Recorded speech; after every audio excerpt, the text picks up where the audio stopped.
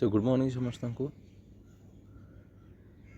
आम चैनल को पुणी थे स्वागत करुच्ची नायक सर आम कंटिन्यू करूँ आमर math Odisha police SI math practice session जो थी कि आम अलरेडी 15टा क्लास सारीचे ये तुम हूँ 16 नंबर क्लास। आशा करी समस्त ओबियसली 15टा क्लास देखी सारी प्रीवियस क्लास स्टार्ट करने पूर्व समस्ते खाता पेन धरिक निहाती बसी जाओ। क्वेश्चन आसले मैंने फर्स्ट निजे ट्राए कर जदि नापर सल्यूशन देख या द्वारा कौन हम ना परीक्षा तुम जमी क्वेश्चन को फेस करवा शिख जदि क्वेश्चन हो गला भल कथा है आ द्वारा तुम कॉन्फिडेंस बढ़िया जब तुम गोटे क्वेश्चन कर तुम कॉन्फिडेंस भी बढ़ तुम क्वेश्चन देखला डर लगे तो ध्यान रख चेष्टा कर फास्ट करने क्वेश्चन को पढ़ी बारंबार बुझापी है आरंभ करवा देख लो। फर्स्ट क्वेश्चन कौन अच्छी find the average of 45% of 70 35% of 110 दुईटा नंबर हम बाहर प्रथम नंबरटा किए बाहर सर प्रथम नंबरटा बाहर 75 शतकड़ा कहार ना सर 70 75 शतकड़ा माने 75 बाई 100 कर दिया को। सेकेंड नंबरटा किए सर सेकेंड नंबरटा हूँ 110 35 शतकड़ा से कुछ आंक दी जनकर हाराहारी आंक दी जनकर हाराहारी माने एतिकी प्लस एतिकी दुईटा नंबर अच्छी माने डिवाइडेड बाय 2 काटाकाटी कल शून को शून कटिगला 5 रे काटिले 5 नुआ 45 ये गला 5 दुगुणे 10 ये गला 7 नुआ 63 बाई 2 ये गला 7 नुआ 63 बाई 2 63 बाई 2 डाण पट्टा देख ला शून को शून कटिगला 5 रे काटिले 5 7 35 5 दुगुणे 10 केते गला देख लो 77 बाई 2 ओके ये गला पिले 77 बाई 2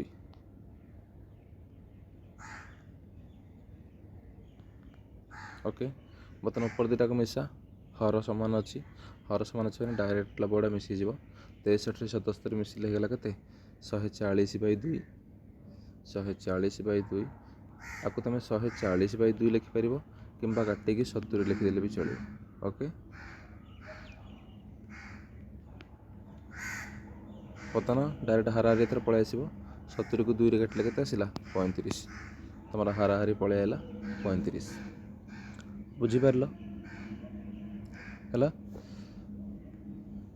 कैलकुलेशन भूल भटका करनी आंसर तुम पलि आस सिंपली। ओके हाँ आउट कथा समस्त कहीदे केवल कि भावनी जो ओडिशा पुलिस एसआई सिलेबस कोटा फॉलो करुच्ची तुम जो एग्जाम भी जी देवा जाऊँ नेक्स्ट जार सिलेबस पाखापाखि ओडिशा पुलिस एसआई सहित टाली करुच्ची मैच करुच्ची तो तुम तापाई ये क्लास गुड़ा देखिपर। ओके ये क्लास द्वारा तुम तापाई रेडी हो पार किसी असुविधा नहीं ठीक अच्छे। सेकेंड क्वेश्चन देख लो what should be added to each of the 4 numbers 5 19 7 25 to make them proportional कौन कही पिले देख लो भल कहला 5 19 7 25 यांक देहरे मु कौटे मिसेले ये प्रोपोर्शनल हो समानुपाती हो अर्थात मनकर संख्याटा x हो जोटा मुझे भितर मिसेले एमाने समानुपाती हे कौन कहूँ चाहूँ बुझ समानुपाती हे माने अर्थात 5 plus x divided by 19 plus x is equal to 7 plus x divided by 25 plus x से कहूँ है मुझे सबुथ एक्स मिसेली से कौन कहला कहला जब मिसेली ताले से समानुपाती हो बुझिपारे भी आइदर को वज्रगणन करके सल्व कर कि सिंपली ऑप्शन भितर गोटे पर गोटे ऑप्शन एक्स जगह पकईकी तुम देखिपर प्रथम 2 पका प्रत्येक जगार 2 पकड़े के देख लो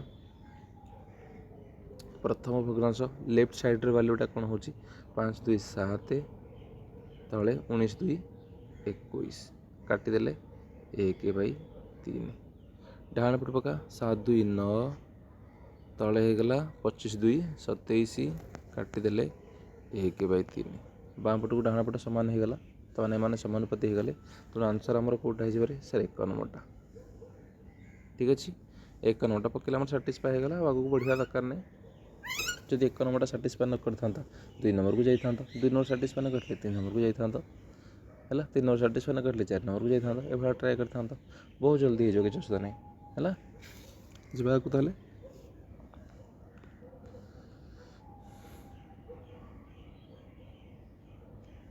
तापर नंबर क्वेश्चन देख कौन कही 15 kg राइस कस्टिंग 60 पर केजी 8 kg राइस कस्टिंग 55 पर KG mixed with 7 kg rice casting 40 पर केजी फाइंड द एवरेज पर KG price of mixed rice. 3 प्रकार चाउल तुम नहीं तीन टाक चाउलर पर केजी रेट अलग अलग अच्छी तांको 3 जन को मिसेकी से पचारे 3 जन को मिसेकिले तुम फाइनाल प्राइस केते आसीबो बा एवरेज प्राइस केते आसीबो लास्ट को 3 जन को मिसेला पर 3 जनकर अमाउंट ओबियसली अलग अच्छी गोटाक 15 केजी गोटाक 7 केजी मिसेच आउ गोटाक 8 केजी मिसेच तो देख प्रथम आमको देखा पड़े टोटाल आमर 3 टाक चाउल जो मिसेली टोटाल आमर केते प्राइस ता भीतर आसिला total price divided by total केते केजी टोटाल प्राइस केमती बाहर प्रथमटार केते अच्छी sir 15 KG per KG price होचे 60 गोटे किलो को 60 हिसाब से 15 केजी नहीं प्लस गोटे केजी को 55 हिसाब से 8 केजी नहीं जा प्लस गोटे केजी को 40 हिसाब से 7 केजी नहीं जा है टोटाल केते केजी है रे ये गला तुम टोटाल प्राइस है टोटाल केते केजी नहीं सर 15 केजी 8 केजी 7 केजी ऊपरटा तुम कौन पलि आसो टोटाल केते प्राइस तलटा आसला केते केजी हरण करदेव एवरेज पलि आस मिसेल मिसेल होगा के 1500 को 90 900 ये होगा 900 ये गुणिले के देख लो 440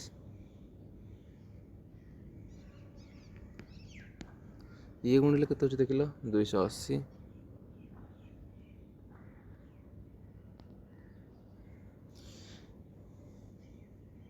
ये मिसे देले होगा 720 ये 900 1620 होगा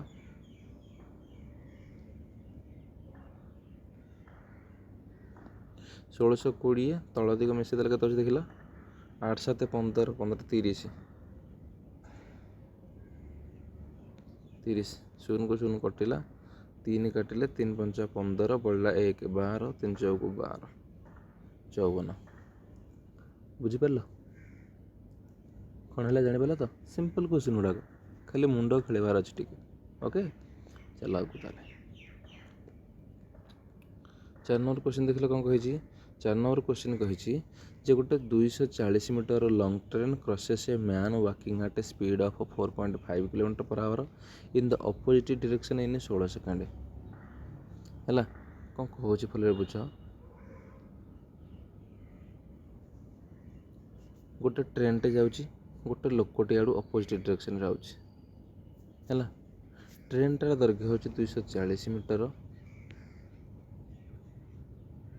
सी लोकटा को केते टाइम रे क्रॉस कला सर लोकटा को क्रॉस कला 12 सेकेंड रे से क्रॉस कला है पचारि जदि लोकटार स्पीड 4.5 किलोमीटर प्रति घंटा हुए ताले ट्रेन रो स्पीड केते गोटे कथा मोर बुझ एठे मो ट्रेन आउ लोक को मिसे कि गोटे गोटे गोटे बोली सिस्टम मोटा को मानिक चलिए जिते ये टाइप तुम क्वेश्चन आसी गोटे ट्रेन को आउ गोटे ट्रेन क्रॉस करूँ गोटे ट्रेन गोटे गछ को क्रॉस करूँ गोटे ट्रेन गोटे ब्रिज को क्रॉस करूँ यही टाइप जो क्वेश्चन आस तुम टोटालटा को गोटे सिस्टम मानव गोटे बोली सिस्टम से सिस्टम रे तुम कौन कर कंबाइन करके गोटे डिस्टेंस बाहर कर गोटे टाइम बाहर कर आउ गोटे इफेक्टिव स्पीड बाहर कर रिलेटिव स्पीड बाहर कर तो एठे हमर डिस्टेंस केते अछि सर 240 मीटर गोटे लोक को क्रॉस करिछि माने एठे डिस्टेंसटा तमर केवल ट्रेन रो डिस्टेंस को डिस्टेंस माना जिवो जदि तुम गोटे ट्रेन को देख लोकटार दैर्घ्यटा को मना जाएनि है जिते गोटे ट्रेन टे गोटे लोक को क्रॉस कला से लोकटार दैर्घ्य देखा जाए कारण ट्रेन दैर्घ्य तुलना लोकटार दैर्घ्यटा गोटे बिंदु सदृश तेणु से तुम काउंट करनी तेणु एठे तुम डिस्टेंस केते हबो ना सर एइठो ये बाहरला लोकटा को क्रॉस कला माने मोर कोठी पाइथिबो सर एट पाई ताले ये जो डिस्टेंस कहार डिस्टेंस हम सर ट्रेन डिस्टेंस तेना एठे मोर इफेक्टिव डिस्टेंस जोटा सेटा मोर ट्रेन डिस्टेंस ही आसब distance by time is equal to speed ये फर्मूला पकईक मुझे सल्व करी एटे डिस्टेंस केते देछि रे सर डिस्टेंस देछि 240 केते देछि 240 टाइम केते देछि सर टाइम देछि 12 टाइम देछि 12 हैला स्पीड केते देछि स्पीड सर एठी इफेक्टिव स्पीड हमर हे जिवो जेतु दुई जण परस्पर अपोजिट डायरेक्शन जाउछंती इफेक्टिव स्पीड हे जिवो लोकर स्पीड मिश्रण ट्रेन र स्पीड लोकर स्पीड मिश्रण ट्रेन र स्पीड अपोजिट डायरेक्शन आउछंती तुम कही जिते अपोजिट डायरेक्शन आसवे से स्पीडटा मिसी जीवो जिते सेम डायरेक्शन जड़े आउ जन को क्रॉस कर स्पीडटा फेडी हो ध्यान रखिए सब है तो डिस्टेंसटा आम मीटर अच्छी किंतु एपटे स्पीड गुड़ाक आम किलोमीटर प्रति घंटा अच्छी डिस्टेंसटा तुम मीटर अच्छी किलोमीटर करने डिवाइडेड बाय 1000 कर दियो है तले 12टा तुम एटा सेकेंड अच्छी आपको घंटा करने डिवाइड बाय 60 कर दियो है कि गोटे काम कर ये गोटे शून्य कटि दियो काटिदेले बाकी रहा 24/100 तले रहा 12/60 है गोटे कम कर यहाँ जो ये लिखी 4.5 ये जो लिखी 4.5 प्लस 100 यहाँ टिके डाण को लिखि दियो टिके डाण को आमको स्पेस मिल जाए या लिखी दियो 4.5 प्लस 100 ऊपर जो लिखिला 24/100 ऊपर जो आसला 24/100 या कौन कर ये यहाँ थाउ है यहाँ थाउ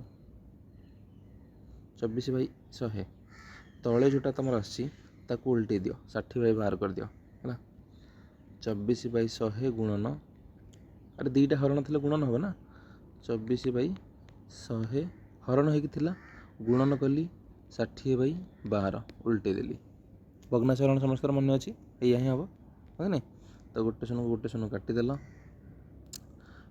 12 काटिले 12 दुगुणे 24 तापर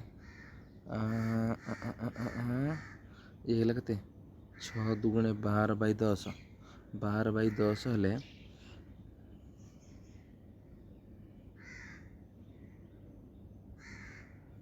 देखिले कोटे कौन गड़बड़ है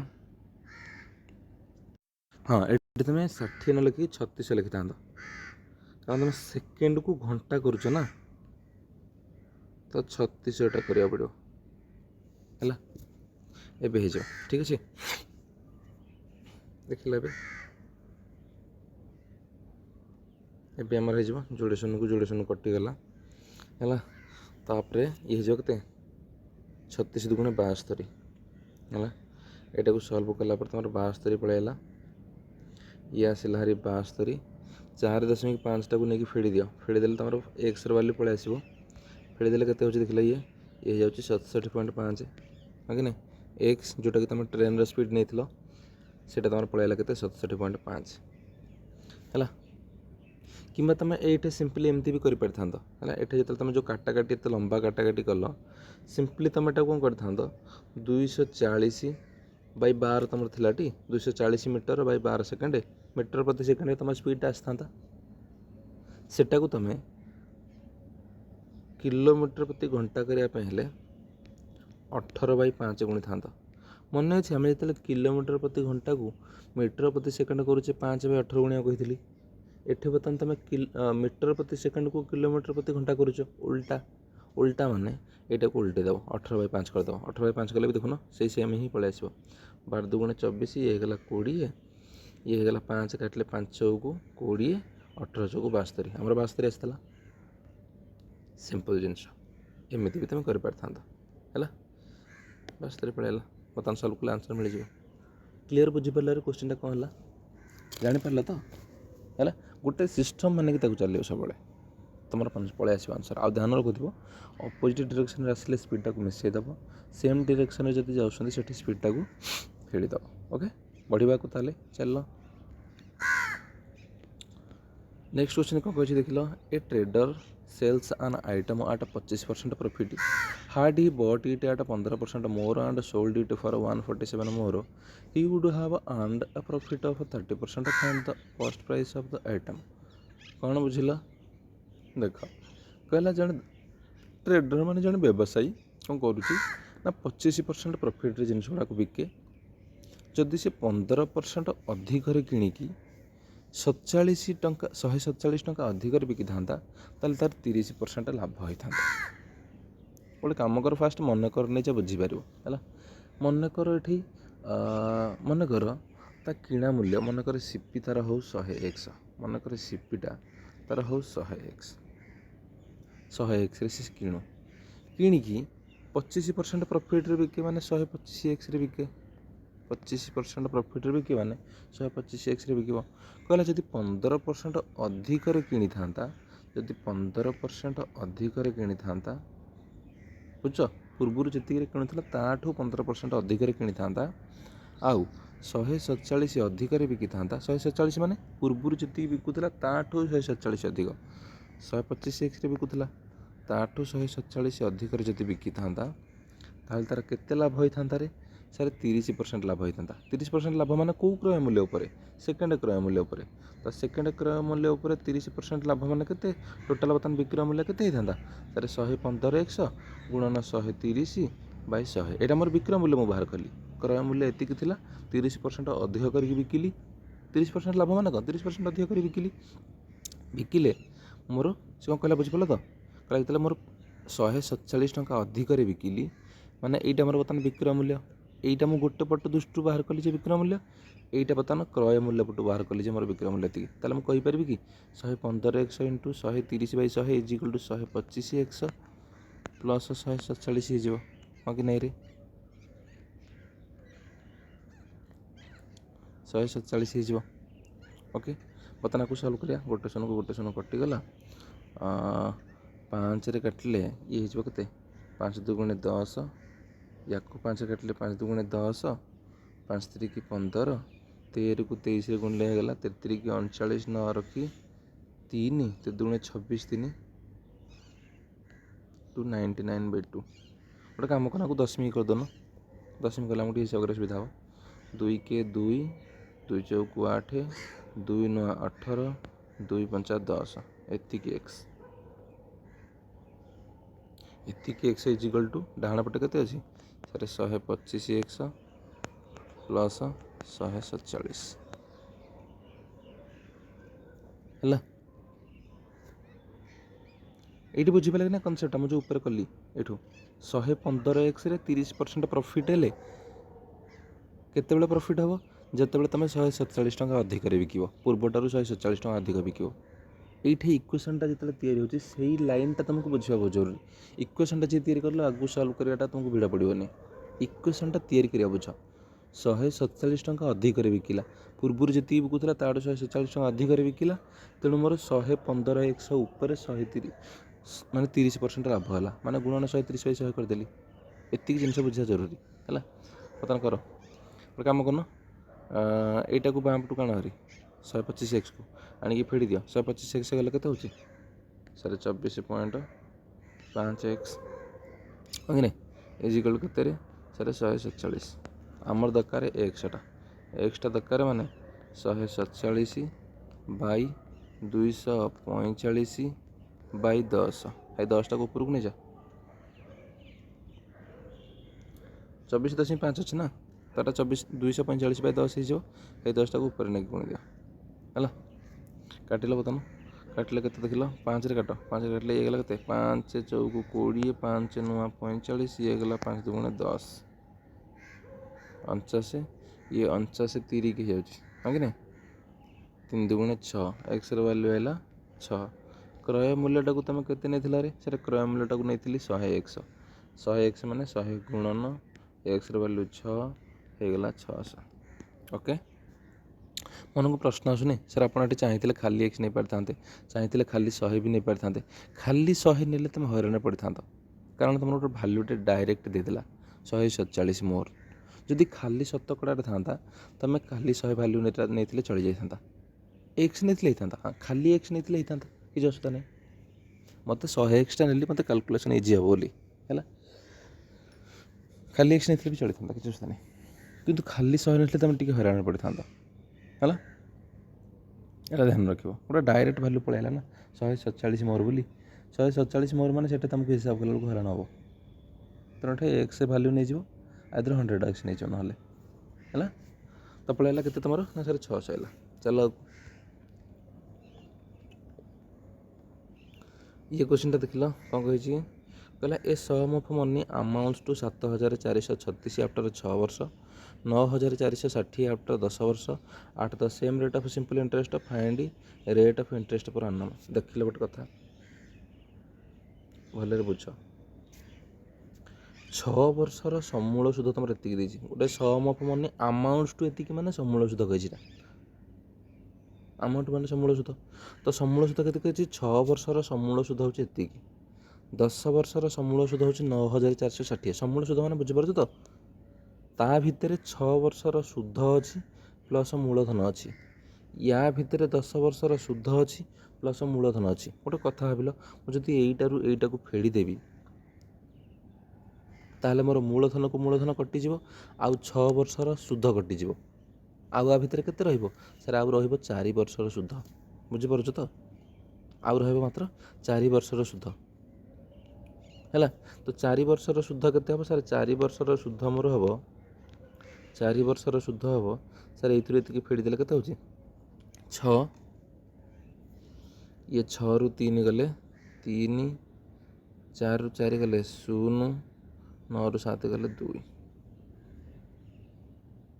सॉरी गोटे गड़बड़ है 10 रु 6 गले ये 4 है ना ये अच्छे 5 5 रु 3 गले 2 2024 आसो है तो 4 वर्षर शुद्ध मोर है 2024 गोटे वर्षर शुद्ध के सर डिवाइडेड बाय 4 4 5 20 0 6 गोटे वर्षर शुद्ध है सर 506 गोटे वर्षर शुद्ध 506 टी 6 वर्षर शुद्ध केते सर 6 वर्षर शुद्ध हो 6 गुणन 506 इजिकल टू केते हम 600 को 36 6 शून्य 0 मान 3 6 5 30 6 वर्षर शुद्ध हूँ 3036 ये केते देइछि सर ये देइछि 7436 ताले मूलधन केते हो मूलधन केते हो सर 6 वर्षर शुद्ध हेतु फेड़ी दिंतु 7436 रु 7436 रु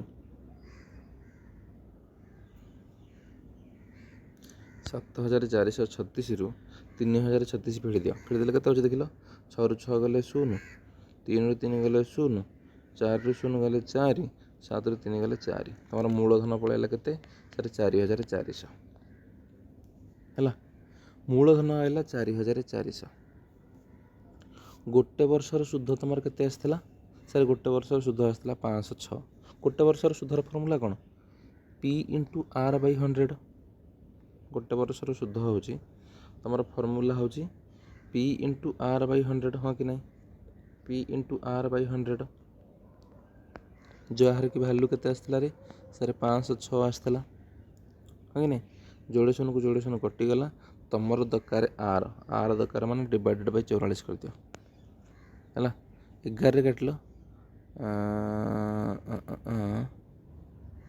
गोटे काम कर फास्ट 2 रे काट 2 रे काटले ये गला के 22 या 2 रे काटले 2 2 4 तापर आसला 10 2 5 10 2 3 की 6 एति गला हाँ कि नहीं तापर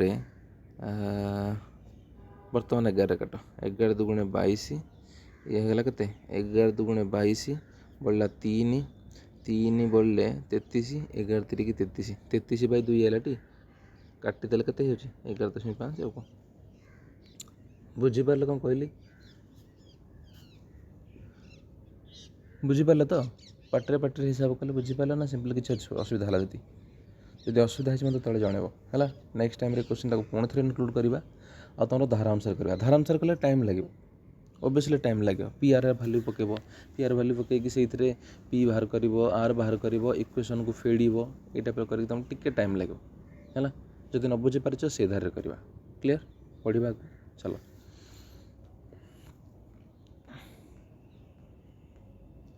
जोटा न बुझी पारुछ मत जनइब है केबे भी लाज करनी शिक्षक आस शिखिकी जा ठीक अच्छे टाइम किसी वेस्ट करुछ माने किसी नुआ शिख okay A can complete 40% of a work in 8 days while B takes 4 more days than that of A to complete the same work. Find the time taken by A and B together to complete the same work. ଗୋଟେ କାମ କରୁନ, A କୁ 40% କରିବାକୁ 8 ଦିନ ଲାଗୁଛି ଟି? 40% କରିବାକୁ 8 ଦିନ ଲାଗୁଛି। ଟୋଟାଲ କାମ କରିବାକୁ କେତେ ଦିନ ଲାଗିବ? ଟୋଟାଲ କାମ ମାନେ ଆଉ 40% ମାନେ 16 ଦିନ, ଆଉ 20% ମାନେ 20 ଦିନ। ତାହେଲେ ଟୋଟାଲ କାମ କରିବାକୁ ତ କେତେ ଦିନ ଲାଗିଲା? ସେ 20 ଦିନ ଲାଗିବ। A କୁ ଟୋଟାଲ କାମ କରିବାକୁ 20 ଦିନ ଲାଗିବ ହେଲା। B କୁ ତାଠୁ 4 ଦିନ ଅଧିକ ବୋଲି ସେ କହିଛି, 4 more days। ତାହେଲେ B କୁ କେତେ ଦିନ ଲାଗିବ? ସାର୍ B କୁ ଲାଗିବ 24 ଦିନ। ତାହେଲେ ଦେଖ ଦୁଇଟା ବାଟରେ ଏଇଠୁ ବତେଇବି, ଦୁଇଟା ବାଟରେ ହେଲା। A କୁ 20 ଦିନ କରିବାକୁ ଗୋଟେ କାମ କରିବାକୁ A କୁ 20 ଦିନ ଲାଗୁଛି, B କୁ 24 ଦିନ ଲାଗୁଛି। ତାହେଲେ A ଗୋଟେ ଦିନରେ କେତେ କରିବ? ସାର୍ A ଗୋଟେ ଦିନରେ କରିବ 1/20 ଅଂଶ। B ଗୋଟେ ଦିନରେ କେତେ କରିବ? ସାର୍ 1/24 ଅଂଶ। ଦୁଇ ଜଣଯାକ ମିଶିକି ଗୋଟେ ଦିନରେ କେତେ କରିବେ? ଲସାଗୁ ହେଇଗଲା 120, 20 100କୁ 120, 24 50 120, 11/120। ଗୋଟେ ଦିନରେ ଏତିକି କରିବେ। କେତେ ଦିନରେ କମ୍ପ୍ଲିଟ୍ କରିବେ? ଗୋଟେ ଦିନରେ ଯେତିକି ଅଂଶ କାମ କରୁଛନ୍ତି ତାକୁ ଓଲଟେଇ ଦେଲେ ତୁମେ ପାଇଯିବ ସେମାନେ କେତେ ଦିନରେ କରିବେ। ଗୋଟେ ଦିନରେ 11/120 ଅଂଶ କଲେ କେତେ ଦିନରେ କମ୍ପ୍ଲିଟ୍ କରିବେ? ସାର୍ 120/11। ଏତିକି ଦିନରେ ସେମାନେ କମ୍ପ୍ଲିଟ୍ କରିବେ। ଆନ୍ସର୍ ତୁମର ପଳେଇ ଆସିଲା। ଇଏ ହେଲା ଗୋଟେ ବାଟ। ଆଉ ଗୋଟେ ବାଟ କ'ଣ କରୁଛ? ତୁମେ ଯେଉଁଟା ନର୍ମାଲି ସମସ୍ତେ ୟୁଜ୍ କରୁଛ, ମୁଁ ଦେଖିଛି ପ୍ରାୟ ପିଲା ଏମିତି ୟୁଜ୍ କରନ୍ତି। କ'ଣ କରନ୍ତି? ସେ ଦେଖିଦିଅନ୍ତି ଯେ ଦେଇଛି A କରୁଛି ମୋର 20 ଦିନରେ, B କରୁଛି 24 ଦିନରେ, ତାଙ୍କର ଲସ୍ ଆଗକୁ ନେଇଯାଆନ୍ତି। ମାନେ ସେ କହିଦିଅନ୍ତି ଯେ 120 ୟୁନିଟ୍ ମନେକର ତାଙ୍କର କାମ କରିବାକୁ ଅଛି ଟୋଟାଲ। ତ ଜଣେ ଯଦି 20 ଦିନରେ କରୁଛି, ସିଏ ଗୋଟେ ଦିନରେ କରିବ 6 ୟୁନିଟ୍। B କରୁଛି 24 ଦିନରେ, ସିଏ ଗୋଟେ ଦିନରେ କରିବ 5 ୟୁନିଟ୍। ଦୁଇ ଜଣଯାକ ମିଶିକି କଲେ ଗୋଟେ ଦିନରେ କରିବେ 11 ୟୁନିଟ୍। ଟୋଟାଲ କାମ କେତେ? 120 ୟୁନିଟ୍। ଗୋଟେ ଦିନରେ 11 ୟୁନିଟ୍ କରୁଛନ୍ତି ମାନେ 120/11 ଦିନରେ କାମଟା ସରିଯିବ। ନର୍ମାଲି ପିଲା ଏମିତି କରନ୍ତି। ତ ଯେଉଁ ବାଟ ତୁମକୁ ଠିକ୍ ଲାଗିଲା ତୁମେ ସେଇ ବାଟରେ ହିଁ କରିପାରିବ ହେଲା। ବୁଝିପାରିଲ ତ? ଦେଖ ଡେଲି ପ୍ରାକ୍ଟିସ୍ କର, ବାରମ୍ବାର କହୁଛି ଡେଲି ପ୍ରାକ୍ଟିସ୍ କର। ଯେଉଁମାନଙ୍କର ଟିକେ ବେସ୍ କମଜୋର ରହୁଛି, ଯେଉଁଟା ତୁମର କନଷ୍ଟେବଲ୍ ପ୍ରାକ୍ଟିସ୍ ସେସନ୍ଟା ହେଉଛି ସେଇଟାକୁ ଦେଖ ହେଲା। ତା ଭିତରେ ଆଠୁ ଟିକେ ଇଜି କ୍ୱେଶ୍ଚିନ୍ ମୁଁ ତାକୁ ଆଣିବାକୁ ଚେଷ୍ଟା କରିଛି। ଆଉ ସେଇଟା ଡେଲି କଲେ ତୁମର ଟିକେ ବେସ୍ଟା ଟିକେ ଷ୍ଟ୍ରଙ୍ଗ୍ ହେଇଯିବ। ଆଉ ହଁ, ତୁମେ ଅଧିକ କ୍ୱେଶ୍ଚିନ୍ ବି ପାଇଗଲ ପ୍ରାକ୍ଟିସ୍ କରିବାକୁ। ମ୍ୟାଥର ପ୍ରାକ୍ଟିସ୍ କେବେ ବି ତୁମକୁ ଲସ୍ ଦେବନି ହେଲା। ଯେତେ ଅଧିକ ପ୍ରାକ୍ଟିସ୍ କରିବ ସେତେ ଅଧିକ ସ୍ପିଡ଼ ଆସିବ, ଆଉ ବ୍ରେନ୍ ବି ତୁମ ସହିତ ସ୍ପିଡ଼ ଚାଲିବ। ଠିକ୍ ଅଛି? ଦରକାର ପଡ଼ିଲେ ତୁମେ କୋଶ୍ଚିନ୍ରୁ ମାନେ ସଲ୍ଭ ନ କରିକି ବି ଡାଇରେକ୍ଟ କୋଶ୍ଚିନ୍ ଦେଖିକି ପାଟିରେ ହିସାବ କରିପାରିବ। ଓକେ ତ? ଚାଲ ଆଗକୁ ଦେଖିବା। ତାପରେ କୋଶ୍ଚିନ୍ କ'ଣ କହିଛି କହିଲା, ଗୋଟେ ରେକ୍ଟାଙ୍ଗୁଲାର ଫିଲ୍ଡ ଅଛି ଯାହାର କି ଦୈର୍ଘ୍ୟ ପ୍ରସ୍ଥ ଦେଇଛି 68.5, 45.6। A path of uniform width, ଗୋଟେ ରାସ୍ତା ତିଆରି କରାଯାଇଛି ଯାହାର ଚାରିପଟେ ସମାନ ଓସାର ଅଛି। Is constructed around the outside of the field. ଗୋଟେ କାମ କରୁନ, ଫାର୍ଷ୍ଟ ଆଗ ଫିଲ୍ଡଟା ତିଆରି କର। ରେକ୍ଟାଙ୍ଗୁଲାର ଫିଲ୍ଡ ଗୋଟେ ଅଛି, ଗୋଟେ ରେକ୍ଟାଙ୍ଗୁଲାର ଫିଲ୍ଡ ତୁମର ଅଛି ହେଲା। ଗୋଟେ ରେକ୍ଟାଙ୍ଗୁଲାର ଫିଲ୍ଡ ତୁମର ଦେଇଛି। ଓକେ, ତାର ଦୈର୍ଘ୍ୟ କେତେ ଦେଇଛି ରେ? ସାର୍ ତାର ଦୈର୍ଘ୍ୟ ଦେଇଛି 68.5। ପ୍ରସ୍ଥ ଦେଇଛି କେତେ? ସାର୍ ପ୍ରସ୍ଥ ଦେଇଛି ଗୋଟେ କାମ କର, ଟିକେ ବଡ଼ କରି ତାକି ଆମକୁ ହିସାବ କରିବାକୁ ସୁବିଧା ହେବ ହେଲା। ଆମେ ଦୈର୍ଘ୍ୟ ଦେଇଛି 68.5, ପ୍ରସ୍ଥ ଦେଇଛି 45.6 ହେଲା। କ'ଣ କହିଲା? ତା ବାହାର ପଟେ ଗୋଟେ ରାସ୍ତା ତିଆରି କରାଯାଇଛି around the outside of field. Outside ଲେଖା ହେଇଛି, ଇନସାଇଡ୍ ହେଇଥିଲେ ଭିତରେ କହିଥାନ୍ତା ହେଲା। ଆଉଟ୍ ସାଇଡ୍ କହିଛି ମାନେ ଏମିତି ହେଲା। ରାସ୍ତାଟାର ପ୍ରସ୍ଥ କେତେ ଲେଖା ନା ସାର୍ 2.4। ପ୍ରତ୍ୟେକ ଜାଗାରେ 2.4 ଅଛି, ପ୍ରତ୍ୟେକ ଜାଗାରେ 2.4 ମିଟର। କହିଲା find the difference between the outer perimeter, ଏ ଯେଉଁ ବାହାରଟାର ପେରିମିଟର କେତେ ହେବ, ଆଉ ଇନର ପେରିମିଟର ମାନେ ଏଇ ଯେଉଁ କ'ଣ ଗ୍ରାଉଣ୍ଡ ଯେଉଁଟା ତୁମ ରେକ୍ଟାଙ୍ଗୁଲାର ଫିଲ୍ଡ ଅଛି ତାର ପେରିମିଟର, ତାଙ୍କର ଡିଫରେନ୍ସ ବାହାର କରିବାକୁ ହେଇଛି। ଫାର୍ଷ୍ଟ ଆଗ ବାହାର କର। ଭିତରଟାର ପେରିମିଟର କେତେ ହେଇଯିବ ରେ? ତାର ଭିତରଟାର ପେରିମିଟର ଦୈର୍ଘ୍ୟ ଦେଇଛି, ପ୍ରସ୍ଥ ଦେଇଛି, ମିଶାଇ ଦେଇକି 2 ଗୁଣି ଦେବ।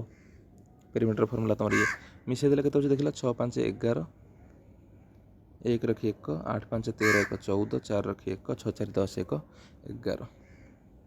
ଏତିକି ଆସିଲା। ମିଶାଇଲେ ତା ଦେହରେ 2 ଗୁଣିବ, 2 ଗୁଣିଲେ କେତେ ହେଇଯିବ? 2 କେ 2, 2 ଚଉକୁ 8, 2 କେ 2, ହେଇଗଲା 2 କେ 2। ଏତିକି ଆସିଲା ତୁମର ପେରିମିଟର କାହାର? ନା ସାର୍ ଇନର ସାଇଡ଼୍ର। बाहर साइड के फास्ट बाहर कर जो बाहर जो तुम जो बर्तन या तार प्रत्येक साइड के देख ल भितरटार दैर्घ्य के सर 68.5 देख तुम कलर चेंज कर बुझीपर भितरटार जो तुम दैर्घ्य होता 68.5 भितरटार बाहरटार जो दैर्घ्यटा केते हम तुम केमती पाइब सर एपटे 2.4 मिसिबो एपटे 2.4 मिसिबो ताले जो दैर्घ्यटा तुमर एटा भितर दैर्घ्य दी थर 2.4 मिसेब दी थर 2.4 माने 4.8 मिसेब पड़ो भितर दैर्घ्य थिला सर 68.5 ता दिहेरे तुम मिसा केते सर मिसेबा 4.8 मिसेबा दी थर ना दी पटे पड़ी मिसेले 8 5 13 3 रखी 1 8 4 12 1 13 3 रखी 1 6 1 7 ये है कार दैर्घ्य सर बाहरटार दैर्घ्य बाहरटार प्रस्थ के देख रे सर बाहरटार प्रस्थ हो 45.6 भितरटार थिला ता दिहरे 4.8 मिसेब देखुन भितर प्रस्थ रे एपटे 2.4 मिसेली एपटे 2.4 मिसेली बुझीपार तो मिसेला के 8 6 14 4 रखी 1 ये 5 4 9 1 10 0 रखी 1 4 1 5 50.4 है भितरटार दैर्घ्य है एतिकी प्रस्थ है एतिकी दैर्घ्य प्रस्थ मिसा तापर 2 गुणी दियो है कि नहीं मिसेला के देख लो 4 3 7 ये गला 0 को 3 5 7 12 या तापर 2 गुणव 2 गुणिले 2 7 14 4 रखी 1 2 3 6 1 7 2 2 गुणे 4 2 के 2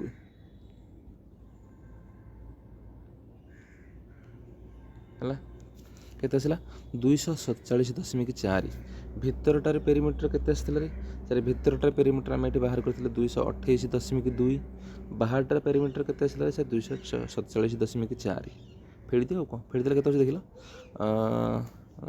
4 2 गले 2 ये 17 रु 8 गले 9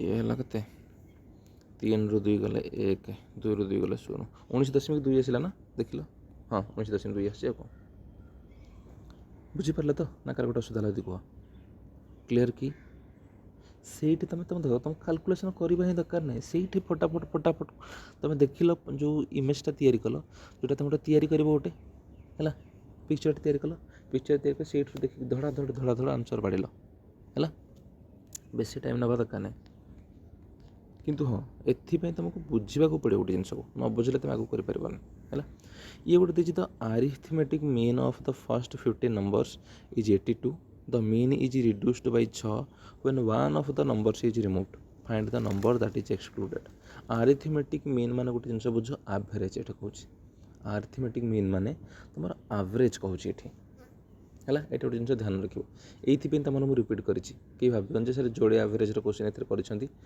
तो यहाँ बाय चान्स ये क्वेश्चन मिस न हो जाओ से तुम क्वेश्चन इनक्लूड कली जे arithmetic mean कही माने जानते पिला जे टर्मटा कौन है तो अरिथमेटिक मीन मान हूँ तुम एवरेज है बाकी आगू जमी करूला सेमती सल्व कर मनकर कौन कहला ताले कहला जे एवरेज ऑफ 15 नंबर्स इज 82 फास्टा को भूली जा माने प्रथम जो 15टा नंबर देता ता कथा से कहूँ फास्ट टर्मटा यूज करार मतलब हूँ जे प्रथम जो 15टा नंबर देता तांकर एवरेज था 82 तांकर जो एवरेजटा कमिगला 6 जिते बड़े गोटे नंबर से काढ़ीदेली प्रथम मो कथा बुझ 15टा नंबर देती एवरेज केते कही सर एवरेज कही 82 समष्टि केते गला 15 दुगुणे 30 शून्य रखी 3 15 120 123 समष्टि एतिक थिला 1230 कहूँ मुझे गोटे संख्या ता भर काढ़ीदेली आउ रहा केतेटा सर आउ रहा 14टा जिते मुझे काढ़ीदेली एवरेज 6 कमिगला एवरेज केते थिला कि सर 82 थिला 6 कमिगला माने एवरेज 76 हो गला बर्तमान ताले मोट केते 1400 को 84 4 रखी 8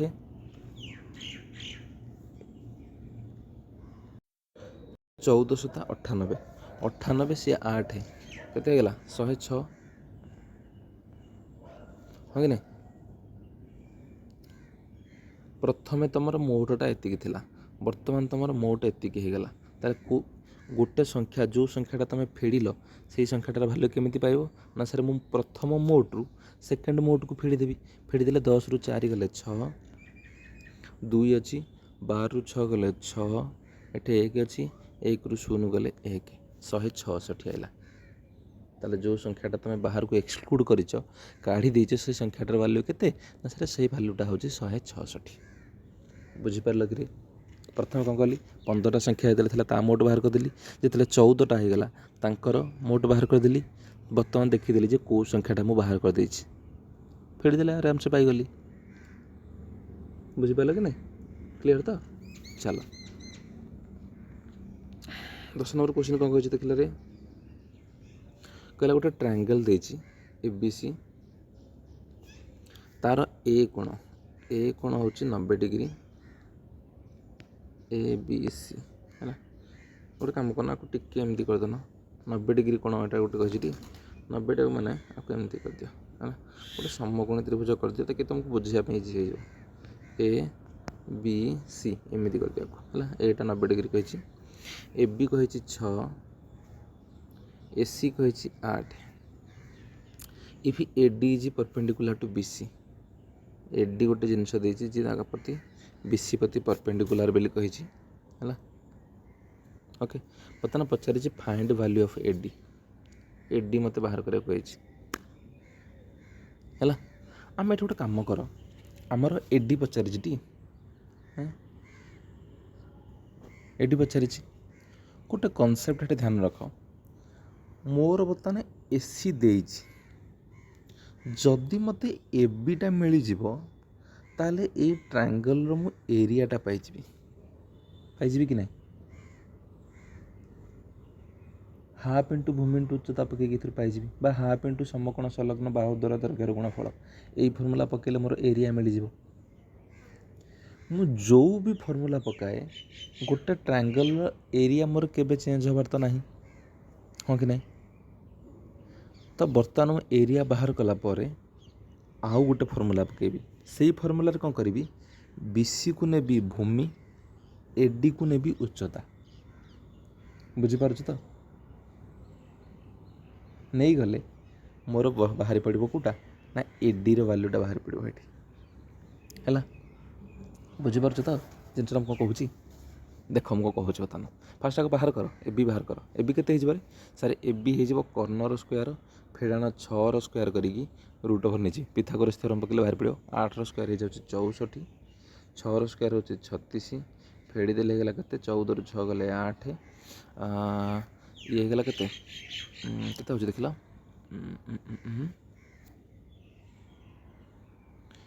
ସରି ଗୋଟେ ମିନିଟ୍ ଏଟାକୁ କ'ଣ ଦେଇଛି ଟିକେ ଆଉଥରେ ଭଲ ଦେଖ। AB କହିଛି 6, AC କହିଛି 8, ଏଇଟା କହିଛି ହେଲା। ତ AB ଆଉ ACରୁ ମୁଁ ପାଇଯିବି BCଟା ମୋର ଏଠି କର୍ଣ୍ଣ ଅଛି ନା, BCଟା ପାଇଯିବି। BC କେମିତି ପାଇବି ସାର୍? 8 × 64, ଇଏ ହେଇଗଲା 636। ପିଥାଗୋରାସ୍ ଥିଓରମ୍ ପକା, P² + B² ତାର ରୁଟ୍ ଓଭର୍ କରିକି H² କରିଦେବ ହେଲା। କରିଦେଲେ ପାଇଯିବ। P² ହେଇଗଲା 64, B² ହେଇଗଲା 36, ମିଶେଇକି ତାଙ୍କର ରୁଟ୍ ଓଭର୍, ଇଏ ହେଇଗଲା 100, ତାଙ୍କର ରୁଟ୍ ଓଭର୍ ମାନେ କେତେ ହେଇଯିବ 10। ପିଥାଗୋରାସ୍ ଥିଓରମ୍ ପକେଇକି ଏଇଟା ବାହାରି ପଡ଼ିଲା 10। ବର୍ତ୍ତମାନ ଗୋଟେ କାମ କର, ବର୍ତ୍ତମାନ ଟ୍ରାଙ୍ଗେଲର ଏରିଆ ବାହାର କର।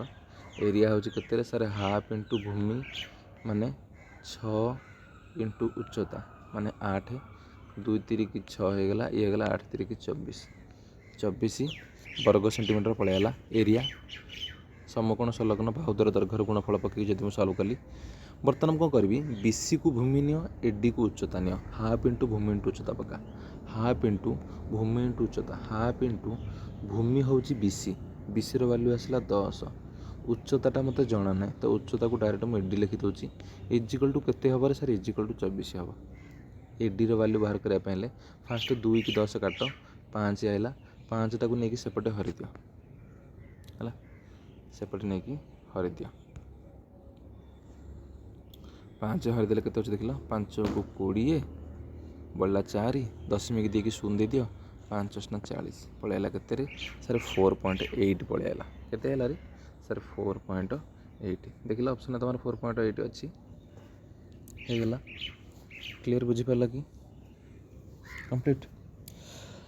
ତ ଆଜି ତୁମର ଦେଖ ଯେତିକିଟା ଆମର ଥିଲା ଏ ସେସନ୍ରେ କ୍ଲାସ୍ କୋଶ୍ଚିନ୍ ଥିଲା ତୁମର ସରିଗଲା। ଏ ହେଉଛି ତୁମର ଲାଷ୍ଟ କୋଶ୍ଚିନ୍ ସରିଗଲା ହେଲା।